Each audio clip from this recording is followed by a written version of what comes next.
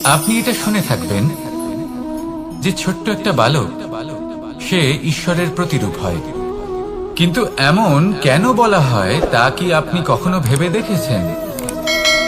আমি আপনাকে বলছি, কোন একটা ছোট্ট বালককে দেখুন, সে কি করে? সকলকে সমান চোখে দেখে। ওর মনে না কোনো ছলনা রয়েছে, না কোনো কপটতা, না অহংকার রয়েছে, আর না কোনো বিষয় নিয়ে কোনো চিন্তা। সকলকে সে সমান চোখে দেখে আর নিজের মধ্যেই প্রসন্ন থাকে, সকল বিকার থেকে মুক্ত। এগুলোই তো সেই গুণ সেই বালকের মধ্যে, যা হলো ঈশ্বর স্বরূপ। এবার ভেবে দেখুন, যদি প্রত্যেকটা মানুষ এই ছোট বালকের মতো সেই সব গুণ নিজের মধ্যে জাগ্রত করে তোলে, তাহলে কি হবে? তারাও ঈশ্বর তুল্য হয়ে উঠবে। তাই আপনিও এটাই করুন, নিজের মনকে বিকার মুক্ত করুন সেই ছোট্ট বালকের মতো। মনের মধ্যে না কোনো চিন্তা রাখবেন, না মোহ, না ক্রোধ, না কোনো রকমের ছলনা বা কপটতা। সবাইকে সমান চোখে দেখুন আর নিজের মনেই প্রসন্ন থাকতে শিখুন। এই মন প্রেমময় হয়ে বলবে, রাধা রাধা। মানুষের জীবন বড়ই বিচিত্র হয়। যেই মুহূর্তে জন্ম নেয় একটা প্রতিস্পর্ধায় প্রবেশ করতে থাকে। মানুষ জন্ম নেয় আর প্রতিস্পর্ধা শুরু হয়ে যায় ভাই এবং বোনের মধ্যে সর্বশ্রেষ্ঠ হবার, সবার থেকে এগিয়ে থাকার। তারপরে সে যায় গুরুকুলে, নিজের বন্ধুদের মধ্যে সর্বশ্রেষ্ঠ হওয়ার প্রতিস্পর্ধা শুরু হয়। এবার সেখান থেকে বাইরে বেরিয়ে সংসার জীবনে প্রবেশ করে ধন উপার্জনের প্রতিস্পর্ধা শুরু হয়। তা সে যুদ্ধই হোক বা কলা হোক, এই প্রতিস্পর্ধা কখনোই আমাদের পিছু ছাড়ে না। তাই যদি প্রতিস্পর্ধা করতেই হয়, তাহলে আমরা মানুষকে সাহায্য করার প্রতিস্পর্ধা কেন করব না? এমন এক প্রতিস্পর্ধা যাতে যে কেউ জিতুক বা যে কেউ হারুক না কেন, লাভ সকলের হবে। সকলের মধ্যে প্রেম বিতরণ করতে থাকুন, এইভাবেই আনন্দ বিতরণ করতে থাকুন, আর আমার সাথে ভালোবেসে বলুন, রাধা রাধা। দু রকমের প্রাকৃতিক বেগ থাকে। প্রথম হলো বর্ষা। যখন এর বর্ষণ হয় তখন মাটিকে শীতল করে নতুন ফসল ফলায়। আর দ্বিতীয় হয় পবন, যা আমাদের সর্বদা শ্বাসবায়ু প্রদান করে। অশান্ত এই মনকে শান্তি প্রদান করে, এই ক্লান্ত শরীরে স্ফূর্তি প্রদান করে। আমাদের জীবনে যত আবেগ আছে তা হয় বর্ষার মতো হওয়া উচিত, নয় হওয়া উচিত পবনের মতো। ক্রোধ, মতভেদ, বিবাদ, এগুলো হওয়া উচিত বর্ষার মতো। অর্থাৎ কিছু সময় পরে যেন এরা নিজে থেকেই ছিন্ন ভিন্ন হয়ে চলে যায়। আর যদি পবনের মতো কোনো আবেগ থাকা উচিত, তা হলো প্রেম, যা সর্বদা শ্বাসবায়ু প্রদান করে, সবসময় সাথে থাকে। একে আমরা অনুভব করতে পারি না, কিন্তু এ আমাদের অনুভব করার জন্য প্রাণবায়ু প্রদান করে। আর যখন চক্রবাতের মতো সে ভয়ঙ্কর হয়ে ওঠে, তখন সমগ্র সংসার বদলে দেয়। এর সারমর্ম একটাই, শক্তি। মতভেদ, ক্রোধ, বিবাদের মধ্যে নেই। শক্তি যদি থাকে, তা আছে প্রেমের মধ্যে। তাই এই প্রেমকে মনের মধ্যে রাখুন আর আমার সাথে বলুন, রাধা রাধা। প্রত্যেকটা মানুষ আলাদা হয় আর অত্যন্ত বিশেষও হয়। প্রত্যেক মানুষ ভিন্ন ভিন্ন পরিবেশে পালিত হয়, বড় হয়। প্রত্যেকের নিজস্ব চিন্তা ভাবনা থাকে, নিজস্ব বিচারধারা থাকে। যখন অনেক ভিন্ন বিচারধারা একত্রিত হয়ে যায়, তখন শুরু হয় বিবাদ। এবার এই বিবাদের সময় আপনি দেখবেন, দুই ব্যক্তি যাদের মধ্যে এই বিবাদ হচ্ছে, সবসময় এটা প্রমাণ করতে চান যে তার সামনের ব্যক্তি এবং তার ভাবনা, তার বিচারধারা বা তার বক্তব্য হলো অনুচিত। এবার এটাই যদি প্রেমপূর্বক রূপে আপনি ভেবে দেখতে চেষ্টা করেন যে সামনের ব্যক্তিটির বক্তব্য, তার মানসিকতা আসলে কি, তাতে উচিত ঠিক কি, সেটা আমরা বুঝতে পারি। একদিকে হলো এই বিবাদ, যা আপনাকে সামনের ব্যক্তিটিকে অনুচিত প্রমাণ করতে বাধ্য করে। আর অন্যদিকে হলো প্রেম, যা সামনের ব্যক্তিটির যুক্তি বুঝতে সাহায্য করে, তাতে উচিত কি রয়েছে সেটা বুঝতে বাধ্য করে। তাকে মহান হয়ে ওঠার পথে অগ্রসর হতে বাধ্য করে। তাই এই বিবাদকে ত্যাগ করুন আর প্রেমকে আপন করে নিন, আর এই প্রেম ভাব নিয়ে বলুন, রাধা রাধা। এই সংসারে বড়ই বিচিত্র এক শব্দ আছে, মূল্য। এর প্রয়োগ আমরা জীবনেও করে থাকি, আবার ব্যবসাতেও করে থাকি। একজন উদ্যোগপতি সবসময় বলেন, ব্যবসার মূল্য সবসময় উচ্চমান হওয়া উচিত, তাতে লাভ বেশি। অন্যদিকে আরেকজন ব্যক্তি যিনি পরোপকারী, যিনি ঈশ্বরের দর্শনের অভিলাষী, তিনি বলেন জীবনের মূল্য সব থেকে উচ্চমান হওয়া উচিত। অনেক সময় মানুষ কি করে থাকেন, ব্যবসার এই মূল্য তা উচ্চতার শিখরে পৌঁছানোর লোভে জীবনের মূল্য নামিয়ে ফেলেন। যেখানে এই সমগ্র সংসার প্রেমের দ্বারা চালিত হয়, প্রেমই হলো এই সংসারের আধার। এবার যদি আপনি প্রেম করতে শিখে যান, তাহলে ব্যবসাতে নিশ্চিত রূপে লাভের সাথে সাথে কীর্তি এবং যশ লাভও করতে পারবেন। তা আমি নিশ্চিত রূপে বলতে পারি, কারণ ব্যবসাতে ওঠা নামা এসব চলতেই থাকে। জীবনকে আপনি যদি একবার উচ্চতায় নিয়ে যেতে পারেন, তাহলে তা কখনোই নামবে না।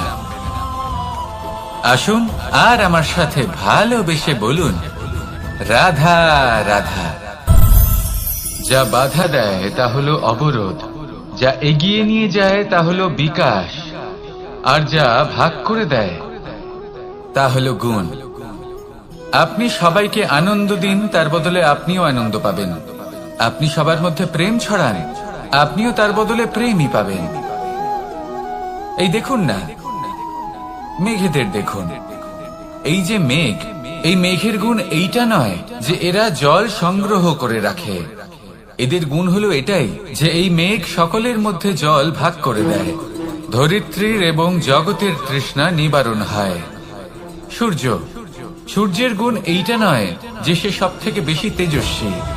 তার গুণ হলো এটাই যে সে নিজের তেজ সবার মধ্যে ভাগ করে দিতে পারে। ঠিক সেইভাবেই জীবনে আনন্দ, উল্লাস, প্রেম এই সব কিছুই ভাগ করে নিতে শিখুন। এটাই হলো একটা গুণ, আর তার বদলে আপনি দ্বিগুণ আনন্দ, দ্বিগুণ উল্লাস, দ্বিগুণ প্রেম অবশ্যই পাবেন। যদি আপনি এই সবকিছু নিজের কাছেই জমিয়ে রাখেন, তাহলে আপনি নিজের বিকাশে নিজেই বাধা দেবেন। আসুন আর আমার সাথে ভালোবেসে বলুন, রাধা রাধা। আপনি কখনো মাখনের হাঁড়ি ভেঙেছেন? কত আনন্দ পাওয়া যায়। এই মাখনের হাঁড়ি ভাঙলে পুরো মাখন আমাদের গায়ে এসে পড়ে আর মন উচ্ছ্বসিত হয়ে ওঠে। কিন্তু তার জন্য বালগোপালদের কত চেষ্টা করতে হয় সেটা কখনো ভেবে দেখেছেন? প্রথমে বড়ই পরিশ্রম করে একের উপর এক সাবধানে ওপরে চড়তে হয়, তারপরে ভারসাম্য বজায় রাখতে হয়, পড়ে গেলে হবে না। তারপর এই হাতের দ্বারা সেই মাখনের হাঁড়ি ভাঙতে হয়, তখন মাখন পড়ে। এবার এরকমই কিছু আমাদের জীবনে আমাদের সাথেও হয়। এবার আপনি বলবেন যে মাখনের হাঁড়ি ভাঙার এই প্রক্রিয়া, তার সাথে জীবনের কি সম্পর্ক থাকতে পারে? আসলে আমাদের মনের মাঝেও একটা হাঁড়ি রয়েছে, অহংকারের হাঁড়ি। আর এই অহংকারের হাঁড়ি যখন ভেঙে যায়, তখন প্রসন্ন হবার আনন্দ চতুর্দিকে ছড়িয়ে পড়ে। এই মন, এই আত্মা, এই দুই প্রসন্ন হয়ে যায়। কিন্তু তার জন্য আপনাদেরকেও বালগোপালের মতো চেষ্টা করে যেতেই হবে, ভারসাম্য বজায় রাখতেই হবে মনের মাঝে এবং এই বুদ্ধিতে, ভালো এবং মন্দের মধ্যে, লোভ এবং পরমার্থের মধ্যে। আর তারপর নিজে হাতে অহংকারের এই হাঁড়ি ভেঙে দিতে হয়। দেখুন, যদি ঈশ্বরের সঙ্গ লাভ করতে চান, তাহলে অহংকারের এই হাঁড়ি ভাঙতেই হবে। আসুন আর আমার সাথে ভালোবেসে বলুন, রাধা রাধা। মুঠো হাতের শক্তি বেশি, মুঠো খুললেই তা দুর্বল। তা এমন কি থাকা উচিত এই বন্ধ মুঠোয় যা লাখের সমান? মানসিকতা এবং স্বপ্ন। মানুষ জন্মগ্রহণ করে, তার মানসিকতা সময়ের সাথে উন্নত হয়। মানসিকতা অনুযায়ী সে স্বপ্ন দেখে, আর সেই স্বপ্ন সার্থক করতে সে পরিশ্রম করতে থাকে। কিন্তু খুব গুরুত্বপূর্ণ একটা কথা আছে যা আপনার মনে রাখা উচিত। আপনার এই মানসিকতা, আপনার এই স্বপ্ন, তা যেন আপনার নিয়ন্ত্রণে থাকে। আপনার বন্ধ মুঠোয় যেন এর লাগাম থাকে, আপনি যেন এর প্রভু হন। যদি তা হয় তবেই আপনি লাভবান হবেন। যদি এরা আপনাকে নিয়ন্ত্রণ করতে থাকে, যদি আপনার মুঠো খুলে যায়, না পথ আপনার নিয়ন্ত্রণে থাকবে, না মানসিকতা থাকবে, না স্বপ্ন নিয়ন্ত্রণে থাকবে। আর যদি তাই হয় তাহলে আপনি আপনার ভবিষ্যৎ নষ্ট করে ফেলবেন। তাই নিয়ন্ত্রণ করতে শিখুন নিজের বিচার বুদ্ধি, নিজের মানসিকতা, নিজের স্বপ্নকে। নিজের এই স্বপ্ন পূরণ করুন আর আমার সাথে ভালোবেসে বলুন, রাধা রাধা। এই সংসারের সব থেকে কঠোর ধাতুর মধ্যে একটি হলো লোহা। লোহা দিয়ে আমরা অনেক অস্ত্র শস্ত্র লাভ করি, অনেক বস্তুও লাভ করি। এবার এই লোহাকে কাটার জন্য, একে কোনো আকার দেওয়ার জন্য কি প্রয়োগ করতে হয়? লোহা। এবার এই কথাটা আমরা সকলেই জানি যে লোহার দ্বারাই লোহাকে কাটতে হয়। এবার এই কথা আমি আপনাকে কেন বলছি?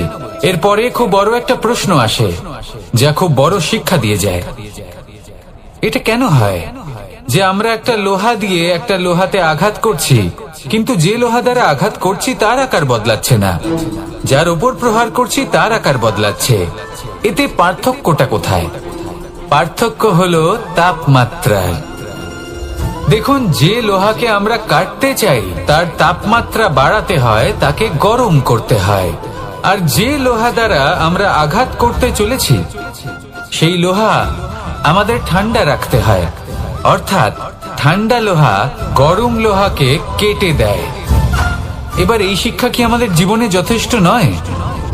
আমাদের জীবনে অনেক সমস্যা আসতে পারে, কিন্তু আমাদের এই বিষয়ে বিশেষ খেয়াল রাখতে হবে যে আমাদের মনকে আমরা যেন ঠান্ডা রাখি, এই মস্তিষ্ককে শান্ত রাখতে হবে। যদি আমরা ক্রোধ বা ঈর্ষার আগুনে জ্বলতে থাকি, বিদ্বেষের আগুনে জ্বলতে থাকি, তাহলে আমরাও সেই লোহার মতোই হয়ে যাব যার তাপমাত্রা অত্যন্ত বেশি। তখন যে কেউ এসে আমাদের বিচ্ছিন্ন করে চলে যাবে। মনে রাখবেন, যিনি যত বেশি স্থির বুদ্ধির অধিকারী, যিনি হলেন সব থেকে বেশি শান্ত, তিনি হলেন সব থেকে বেশি বলশালী। তাহলে শান্ত থাকুন আর আমার সাথে ভালোবেসে বলুন, রাধা রাধা। এই সমগ্র সংসারের সব থেকে গুরুত্বপূর্ণ ব্যক্তি কে? স্বয়ং আপনি। নিজের জন্য তো বটেই, তাই না? কারণ যখন আপনি জন্মগ্রহণ করেন, নিজের চোখ খোলেন, এই সংসারে আসেন, তখনই তো এই সংসারকে আপনি দেখতে পান, অনুভব করতে পারেন। এখানকার আবেগ, এখানকার মানুষজন তখন থেকেই অনুভব করেন। যদি আপনি না থাকেন তাহলে এই সংসারের অস্তিত্ব আপনার কাছে শূন্যের সমান, তাই না? আপনি না থাকলে এই সংসারও আপনার কাছে নেই। এবার সবাই বলবেন যে এ তো সত্যি কথা, সেই অনুযায়ী তো আমার স্বার্থপর হওয়া উচিত, অহংকারী হওয়া উচিত, কারণ আমার কাছে আমিই তো সবকিছু। দৃষ্টিভঙ্গি পাল্টে দেখুন। আপনার কাছে সব থেকে বেশি গুরুত্বপূর্ণ ব্যক্তি কে? আপনি নিজেই। সেই মানুষটি কেমন হওয়া উচিত একটু ভেবে দেখুন।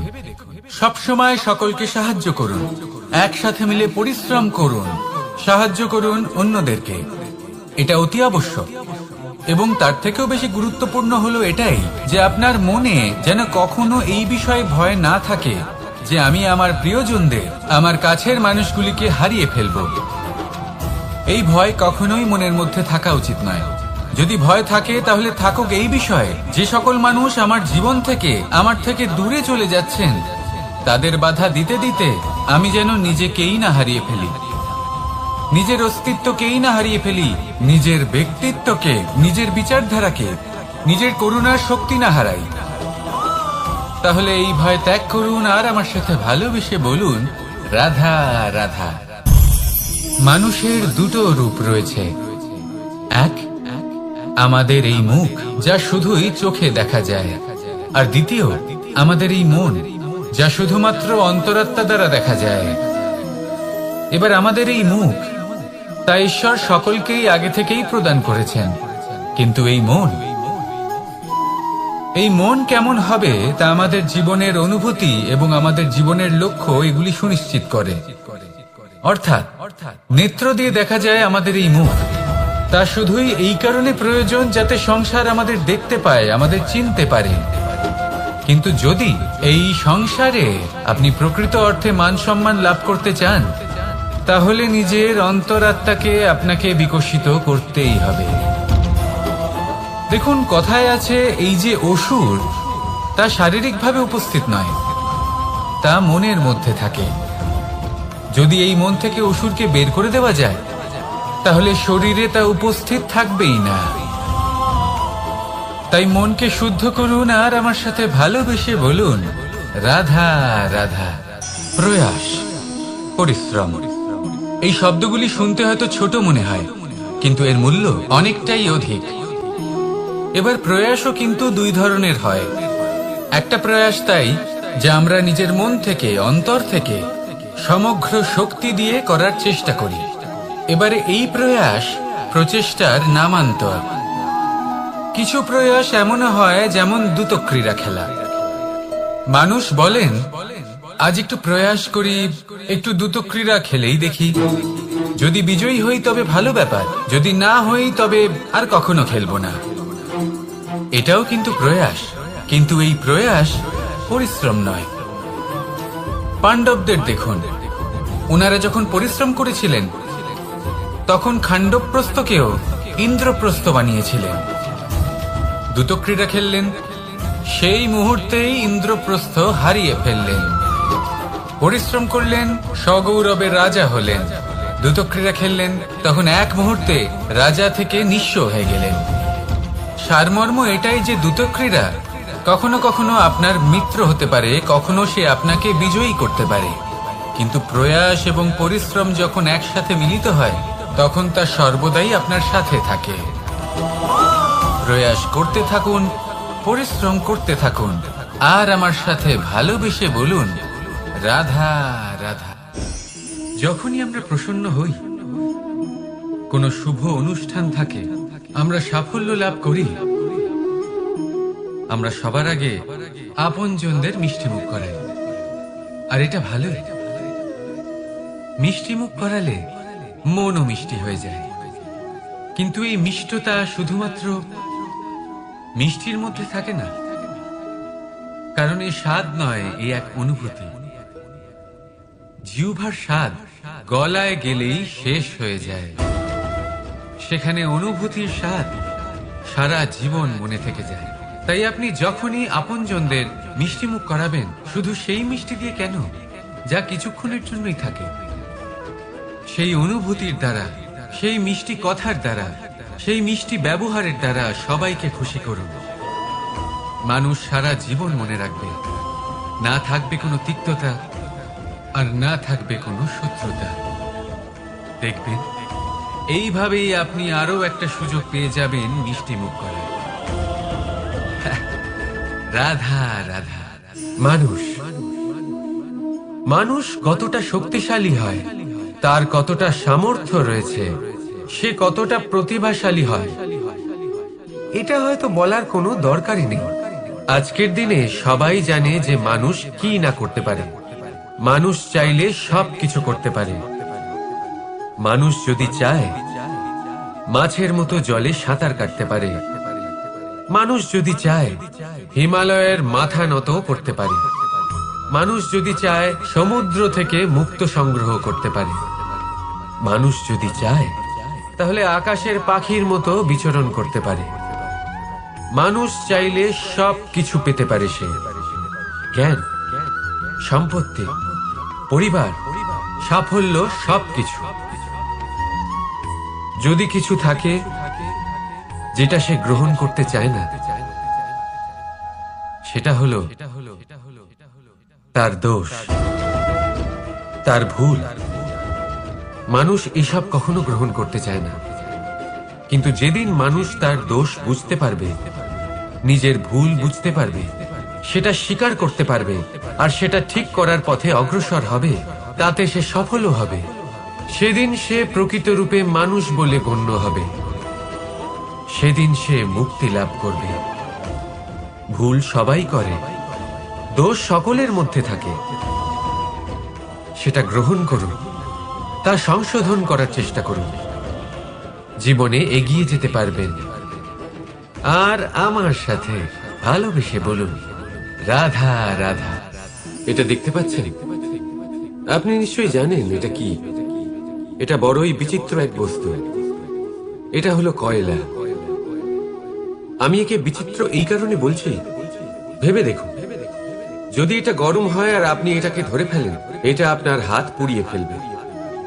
আর যদি এটা ঠান্ডা হয় আর আপনি এটা ধরেন, তাহলে এটা আপনার হাতে কালি লাগিয়ে দেবে। অর্থাৎ যে কোনো পরিস্থিতিতেই, যে কোনো রূপেই থাকুক না কেন, গরম হোক অথবা ঠান্ডা, এটা কোনো না কোনো ভাবে আপনার ক্ষতি অবশ্যই করবে। এরকমই হয় খারাপ মানুষজন, বদ সঙ্গ, ঠিক কয়লার মতো। আপনি যদি কিছু নাও করেন, যাই হয়ে যাক, এরা যদি আপনার কাছে থাকে, তাহলে কোনো না কোনো ভাবে জীবনে আপনার কোনো না কোনো ক্ষতি অবশ্যই হবে। তাই নিজের জীবনে সবসময় সঙ্গতের নির্ণয় অত্যন্ত ভেবেচিন্তে করবেন। রাধা রাধা। মহাদেব সেই দেবতা যিনি মহান, যাকে দেবতাদের দেবতা বলা হয়, যিনি হলেন আমার আরাধ্য। কখনো আপনার মনে এই প্রশ্ন এসেছে যে শিবকেই কেন মহাদেব বলা হয়, অন্য কোনো দেবতাকে কেন বলা হয় না? সেই কারণ মহাদেবের মধ্যে, ওনার মধ্যে এমন এক বিশেষ গুণ রয়েছে যা অন্য কারণ নেই। তা হলো নিঃস্বার্থ হয়ে মানুষের সেবা করা। যদি প্রয়োজন পড়ে, যদি সৃষ্টির পথে বিনাশের কালো মেঘ ছেয়ে থাকে, তখন নিজের প্রাণের চিন্তা না করে হলাহল পান করার জন্য প্রস্তুত থাকেন মহাদেব। আর এই অদ্বিতীয় ত্যাগের জন্যই শিবকে মহাদেব বলে ডাকা হয়। এবার যদি কোনো মানুষও নিঃস্বার্থ ভাবনার দ্বারা নিজেকে অর্পণ করে দেয় এই জগতের কল্যাণের জন্য, মানুষের সেবার জন্য, তাহলে তিনিও মহাপুরুষ, মহামানব হতে পারেন। যদি কেউ অভুক্ত থাকেন, তাহলে নিজের থালা থেকে অর্ধেক খাবার তাকে দিয়ে দিন।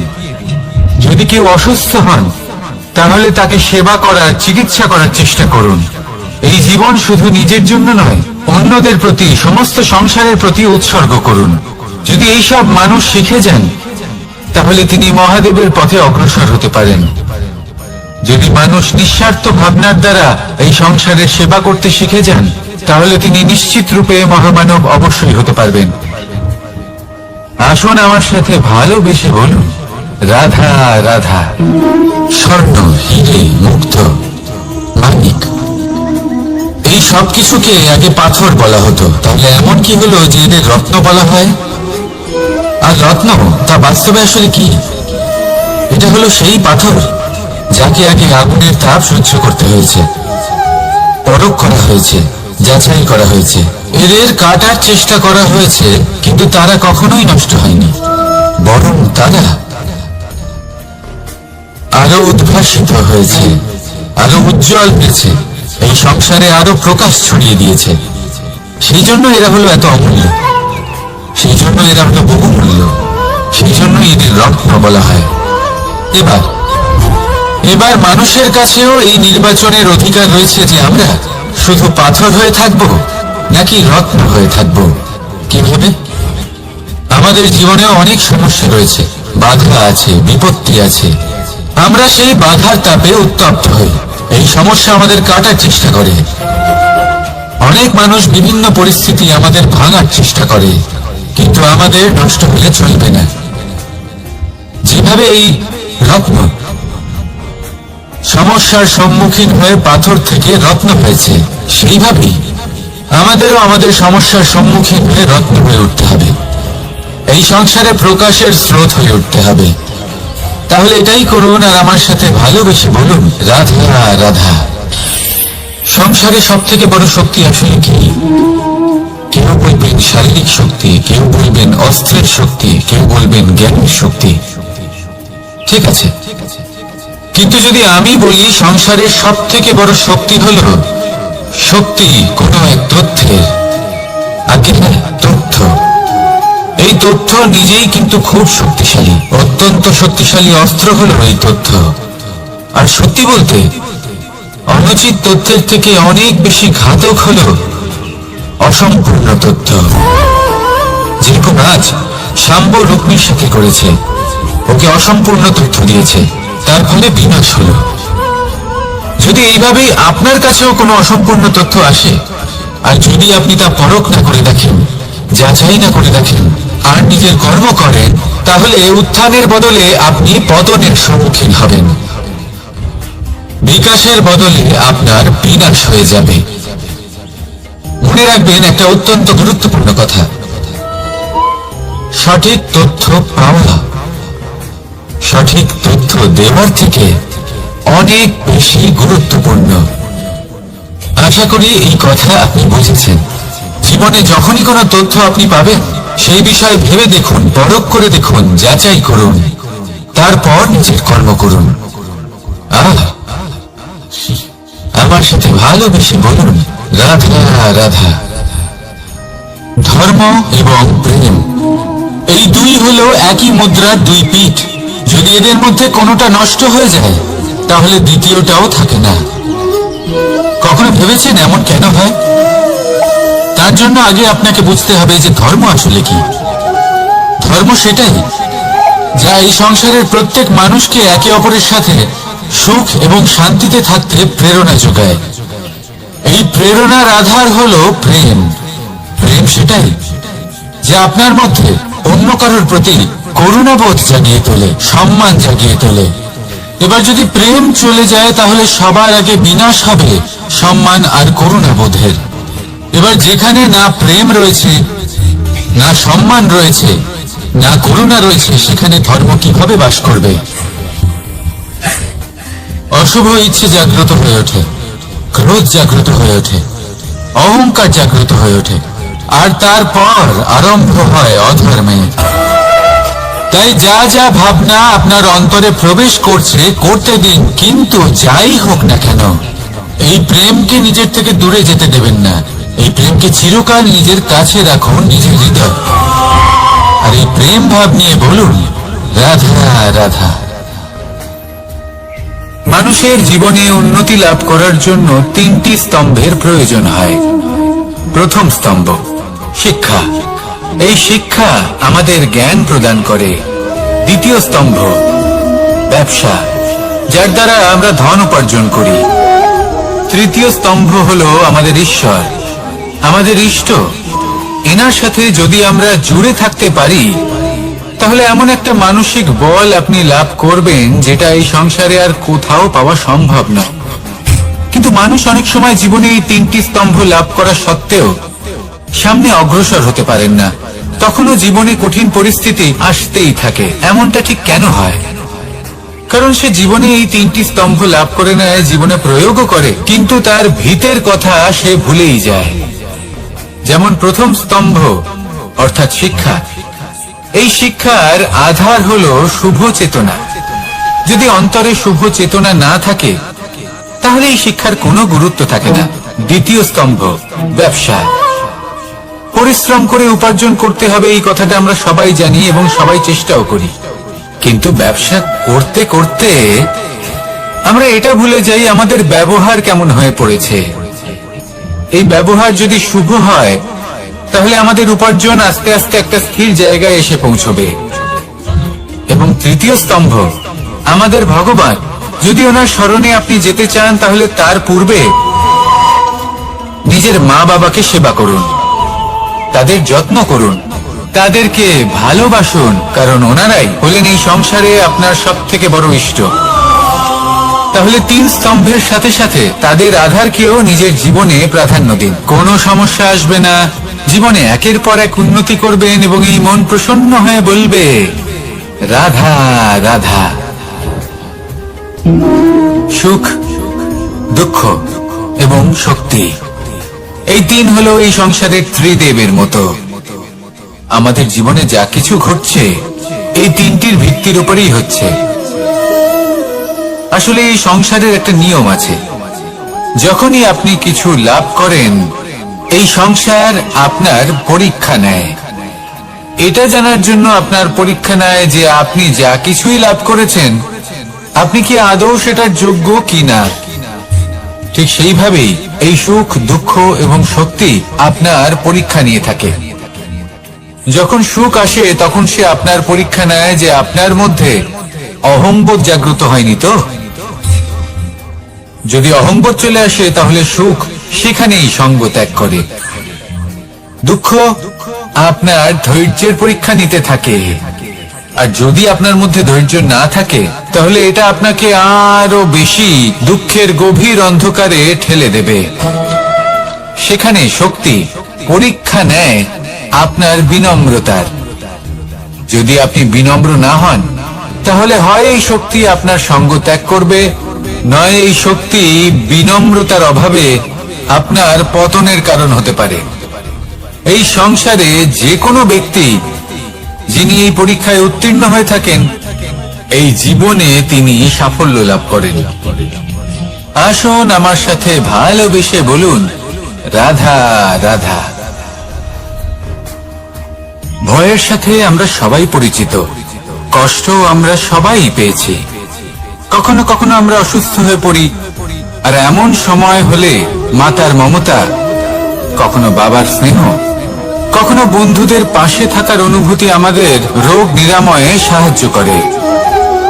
কখনো যদি আমরা নিরাশ হয়ে পড়ি, তখন যদি আমাদের কোনো আপনজন আমাদের দুটো ভালো কথা বলে তখন আমাদের মনোবল বেড়ে যায়। ঠিক তেমন সংসারের এই রঙ্গমঞ্চে যদি আপনি পীড়িত অনুভব করেন, কিছু শুভ কথা আলোচনা করুন, কিছু স্তুতি গান করুন, কিছু মুহূর্তের জন্য হলেও নিজের ইষ্টদেবের কথা স্মরণ করুন আর প্রার্থনা করুন। সাহস বাড়বে, শক্তিও বৃদ্ধি পাবে এবং সামনে এগিয়ে চলার পথও দেখতে পাবেন। তখন এই মন প্রসন্ন হয়ে বলবে, রাধা রাধা। এই সংসারে কখনো কোনো ব্যক্তিকে তার বাইরের পোশাক দেখে বিচার করার চেষ্টা করবেন না, এটা খুব বড় ভুল করবেন। যেমন আমরা জীবনে অনেক সময় এমন করি, ধরুন কোথাও একটা গাছ দেখলাম, খুব বিশাল আকারের একটা গাছ যেটা মাটির থেকে অনেক উঁচুতে পৌঁছে গেছে, যার বিশাল শাখা আছে। সেগুলো দেখে আমরা ভাবি যে এই গাছে হয়তো কত সুস্বাদু ফল আছে, আমরা সেই গাছের পরিচর্যা করতে থাকি। আবার অন্যদিকে হলো একটি তৃণ যেটা মাটি থেকে কিছুটা উঁচুতে পৌঁছেছে, কিন্তু সেই তৃণর নিচে, মাটির নিচে অত্যন্ত সুস্বাদু ফল বা সবজি জন্ম নেয়, যা আমাদের স্বাস্থ্যের পক্ষে অত্যন্ত উপকারী। সেই জন্য কখনো আবরণ দেখে কাউকে বিচার করতে চেষ্টা করবেন না, তার বদলে এটা বোঝার চেষ্টা করুন যে আপনার সামনে যে ব্যক্তি আছে বা বস্তু আছে তার বিশেষত্ব কি।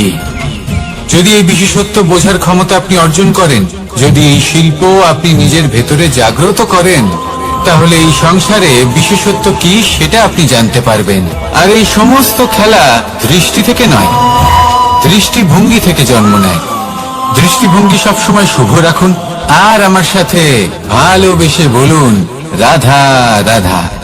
লোকে বলে মানুষ নিজের ভবিষ্যৎ জন্ম থেকেই লিখিয়ে আনে, অর্থাৎ এখানে এই কপালে। ভাগ্য দেবতা আমাদের সমস্ত উত্থান, সমস্ত পতনের হিসেব সবটা লিখে দেন। কিন্তু কপালে কেন, পায়ে নয় কেন? যদি পায়ে লেখা হয় তাহলে আমরা পড়তে পারবো, যদি কপালে লেখা হয় আমরা ছাড়া বাকি সবাই পড়তে পারবে।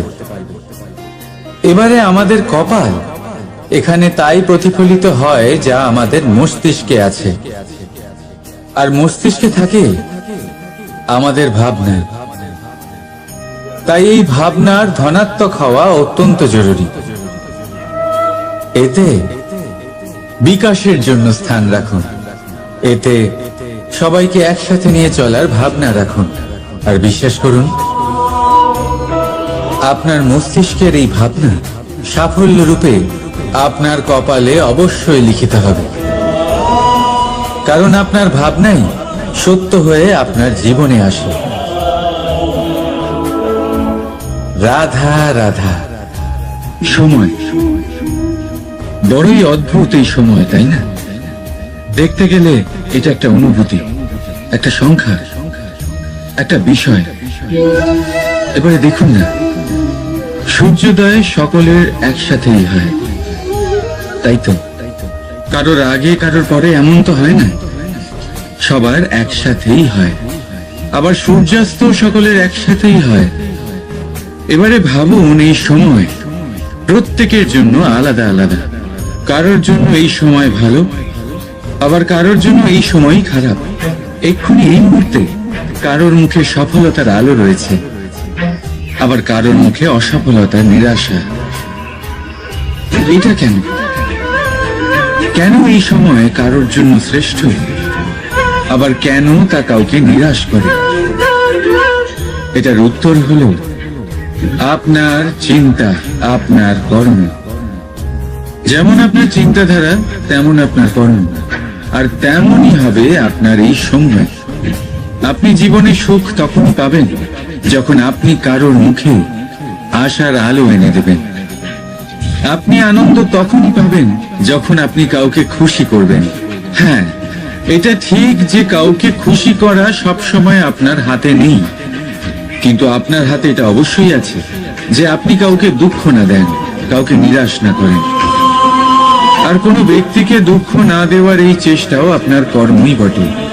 আর এই শুভ কর্মের ফল আপনাকে প্রকৃতি অবশ্যই দেবে।